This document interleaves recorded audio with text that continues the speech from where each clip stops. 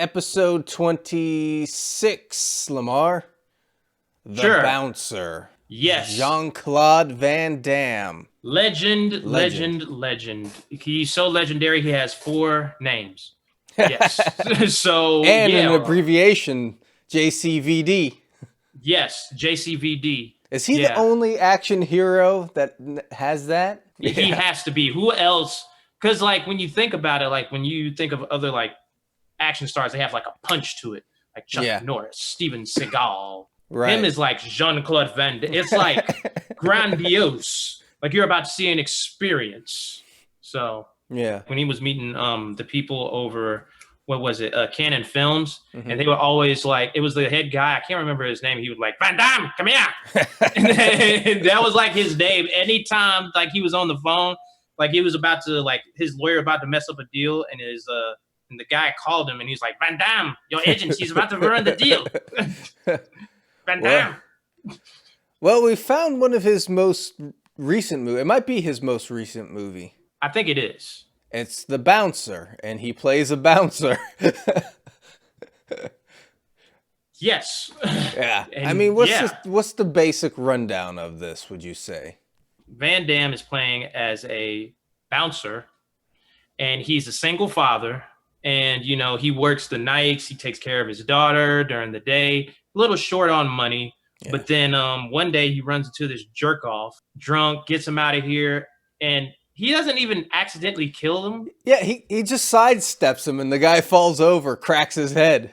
But no one was around, so everybody thinks that it's him that did it or whatever. He kind of loses his job. He goes to work at this other place at a strip club. And apparently this strip club has some seedy stuff going on because the investigating officer, who we think is the investigating officer, basically makes him a deal to infiltrate the seedy parts of what's going on with this strip club. Yeah, so he just kind of falls into this life over a sudden, and he's mostly doing it for his daughter.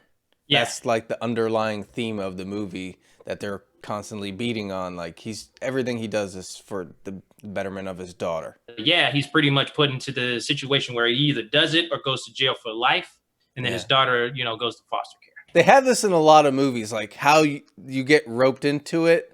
Like at first they don't trust him. He does something, and then the main bad guy now trusts him, but he trusts him with everything. You know? That is something we need to talk about, because, like, okay, they kind of trick him because they give him a car. Yeah. And then, you know, he has to pick up somebody with his daughter, and they do it. And then he goes into the building, and then they take his daughter away. So he has to do it to get his daughter back. And then he goes back. He's like, don't do that to my daughter again. He's like, okay. Well, here's this other thing I want you to do for us. Like, well, at first it almost seemed like they were going to let him go at that point, or like just let him go back to being a bouncer. And he's like, no, because he was getting pressured by the policeman. He was like, no, I want more. I want to be involved in more stuff. And he just kept getting deeper and deeper. Yep. And then there's another thing to talk about was I don't know if you would say the love interest, but you know, she wasn't really the love interest, but Van Damme does develop an emotional attachment to her of some kind. It's almost like she's like his second daughter. That's kind of how I took it. Like they weren't in love, but he kind of saw like she's kind of deep into this game. Right. And he kind of had like a kind of like fatherly, like, you know, feelings toward her because he has a daughter. So maybe that's how he looked at it. This is a dark Van Damme movie. It is a dark movie. Yeah. And it's very dark. It's very gritty. Yeah. And he doesn't say a lot in this movie.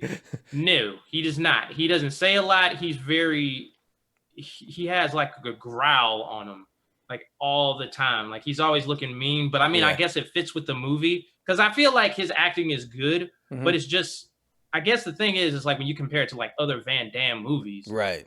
Well, like, you know, it's not as like exciting and stuff like that. This is like a gritty noir movie. Yes. So let's talk about that. Well, let's get our rating of the movie out of the way, and then we'll talk about that because what you just said is important, super important. So what would you rate it? I mean, I'm not going to rate it like super high. I would say like it's a 3.5 because it's a different take for me. I liked how the film, well, we're going to talk about this later, how it was shot and stuff like that. But like, I guess in my mind, when I think of Van Damme, I'm like, man, he didn't kick enough in this movie. Yeah. So I'm conflicted because it's Okay. like the story, like you said, is simple, but it's interesting, like how he gets deeper and stuff. Yeah. So I would say, you know, if somebody would ask me to watch it, with like, should you watch it? I'd be like, it's an interesting film for Van Damme to be in. Yeah. Yeah. Okay. Yeah, for me, I actually really enjoyed it. I enjoyed it because it was different. Yeah. From his usual stuff, which we're about to talk about. And I don't know, I thought it was like a really well done movie. It was definitely dubbed from another language, you could tell. And I think it was filmed in Europe and stuff. But I thought it had a good style. I could see this in the theater, honestly. Yeah. So for me, I enjoyed it. 4 out of 5 for me. I would say I would recommend it. Van Damme has changed over the years. I haven't seen a lot of his more recent movies. Yes. But going back to what you just said about the fight scenes. Yeah. In his early movies, his fight scenes were all about showing off his martial arts skill.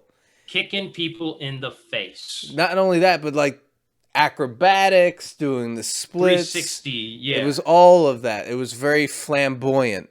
Yeah. It seems like he's changed to more of a gritty style. Like, he doesn't come across in this movie like a martial arts expert, just a guy that's a gritty fighter. That's a good point. Do you think it might be because of his age? Maybe like he's getting a little older and everything like that. Yeah. So partly. But like you said, like with the film, it's still an enjoyable strip, but it's an enjoyable movie. But it's like, it is different, like, because I just remember every single Jean-Claude Van Damme movie, you have the 360 split. Yeah. Kick him in the face. Or you're kicking somebody in the face. It's sometime. It's like clockwork. I think he's a better actor now. Oh, yeah. Because he's learned how to be subtle. Where in the past, he was trying too hard. He was trying to be charismatic all the time. Now he's just playing it low key, and I think it fits better. I will say this. I think we were talking about like doing a Van Damme a little while ago, and I watched Double Impact. Yeah, I love that movie. And if you want to talk about comparing what we're talking to, Double Impact is the key to all this. Like, we might have to, I don't know. That movie has a lot of things I want to talk about too. Just him. That's one of my favorites of all time. I love it. Oh my God. Jean-Claude Van Damme in pink shorts like that. and 2 Jean-Claude Van Dammes. Cause I think he holds like a Guinness Book of World Record for a person that has played like double versions of himself. I could see that. Cause there's Double Impact. There's Replicant. Yes. Oh, Maximum Risk. He plays his twin brother. Yeah, it's always like he's against himself or he's playing like 2 versions of himself. Yeah. And also, to a certain extent, Time Cop, where he just... that would fit. Yeah, because that's his previous self. So, it fits. So, yeah, he does that a lot. I don't know why. He plays himself. It's like you get 2 Van Dammes for one in a movie. So, yeah. Yeah. After everything went south for him... Yeah. In the like 90s, there was a period of movies that were just, I couldn't watch them anymore. Like, I was like, this is horrible stuff. But I'm interested again in him. I think it was, well, he had a lot of like personal issues too. Sure. Like, you know, like marriage, drugs and all that kind of stuff. And I think what happens is like, they keep on doing the same thing and it gets stale. So right. That's one part of it. The other part of it is like those martial arts movies kind of flatline. They did flatline. But he was already doing different type of stuff like that. The movies he was doing with Dennis Rodman. Yes. And those were just rotten. I don't know. Like that one was weird, but I enjoyed Knockoff. He plays as a fashion designer with Rob Schneider, whose clothes get used as a way to traffic new little tiny bombs, and he has to fight off the people trying to get that stuff back. It's a crazy movie. That's what I'm saying. Like, he went through a period where everything he made was pretty, like, this kind of crappy, and because he was my absolute favorite childhood hero, wanted to be like him and everything, and then he hit this spot pretty much for me after Time Cop. It was Time Cop, and then he did Street Fighter, and that was the end for me. After that, everything else was just rotten.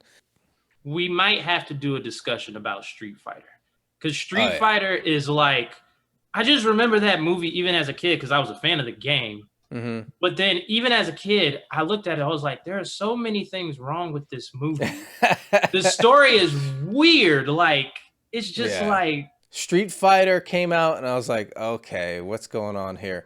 And then I'm not sure if it was before, after, or around the same time. Nowhere to Run was kind of I a remember that. disappointment. And then he did The Quest, which was very made for TV, and Desert Heat, yeah, nothing Replicant. happened. It just started. You saw it going down. You saw the descent.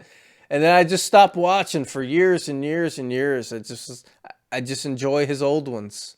Yeah. I'm always up for Bloodsport. Bloodsport is classic. We Yeah. have to do an episode on No Retreat, No Surrender. Yeah.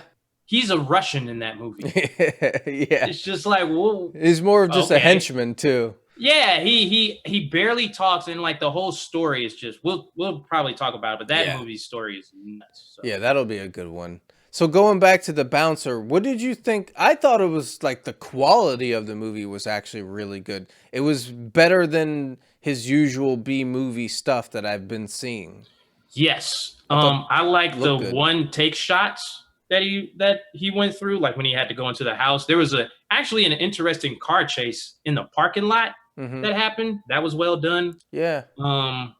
But yeah, like, and then the ending of the movie kind of shocked me too. So Yeah, it's got a good ending. We won't give Yeah. it away, but yeah, it's got a good ending. there's a game called The Bouncer with probably one of the most B-movie storylines ever. Basically, you star as a bouncer with two other bouncers, and somebody comes into the bar that you're a bouncer of, steals the girl, and then you have to go on a quest up to a battle station in space to rescue this girl. The whole aesthetic of That's it crazy. is insane. I would pay money to see this movie. Like, Wow. if they made it like an actual movie, like it's like anime, and it's like Kingdom Hearts meets Roadhouse. Nice. So I never heard of that one. I'll have to look for it. it's like, it was made in like 2000. Like, if you ever look it up, The Bouncer, it's just wild. It's a crazy game. Are we going to talk about the debate we're going to have? So we are going to have a live stream debate. We're going to talk about the comparison between Jean-Claude Van Damme, Steven Seagal. They've had similar career paths and everything, Yeah. the ups and the downs. And so we're going to compare their careers, their styles, and their overall legacies. And they kind of don't like each other, which I think is funny as well. That is funny. Yeah, especially Seagal, but we'll talk about that. Yeah. Like, So yeah, that's they're gonna not be- fans. That's of going to each be other. fun. Anyways, yeah, The Bouncer, Jean-Claude Van Damme. Cool turn. Yep. I'd say. Yep. PTP episode 26. Peace. Deuces.